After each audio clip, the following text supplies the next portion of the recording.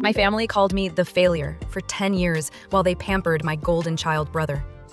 Then Grandpa's will was read, and suddenly, I'm the only one they're calling at 2 a.m. Girl, let's talk about the golden child, my brother Leo. Leo is the guy who has been starting a tech firm for 5 years on my parents' dime.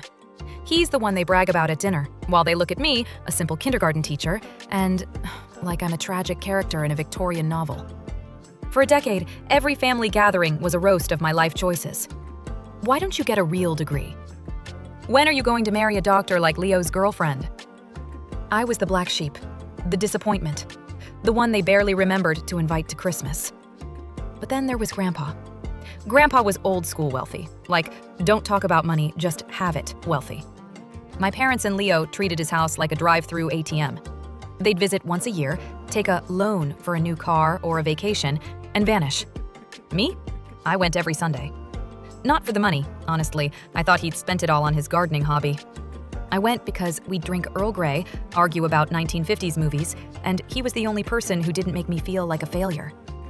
He used to tell me, the loudest people in the room usually have the emptiest pockets, kiddo. I never knew what he meant. Until last month. After the funeral, we all gathered in this fancy lawyer's office. My mom was literally wearing a black designer veil like she was in a soap opera, already whispering about how she wanted to renovate the guest wing with her inheritance. Leo was on his phone, looking at luxury watches. The lawyer and said, "To my son and his wife, I leave the $200,000 in loans I've already gifted you over the years. Consider the debt settled." My mom's face went pale. Then he got to Leo. "To my grandson, Leo, who only visited me when his credit card was maxed out, I leave my collection of 1990s bank statements so he can study where a real man's money actually goes." Leo looked like he'd been slapped. Then the lawyer looked at me. "To my granddaughter, the only person who gave me her time when I was lonely and never asked for a cent.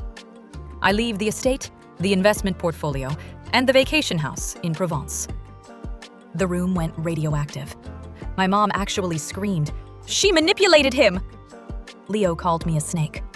I just sat there, adjusted my $10 Target earrings, and looked at the lawyer. "Does that mean I own the house they're currently living in?" I asked. The lawyer nodded. "Technically, yes." I turned to my successful family and said, "Well, I guess the failure is officially your landlord. Rent is due on the 1st.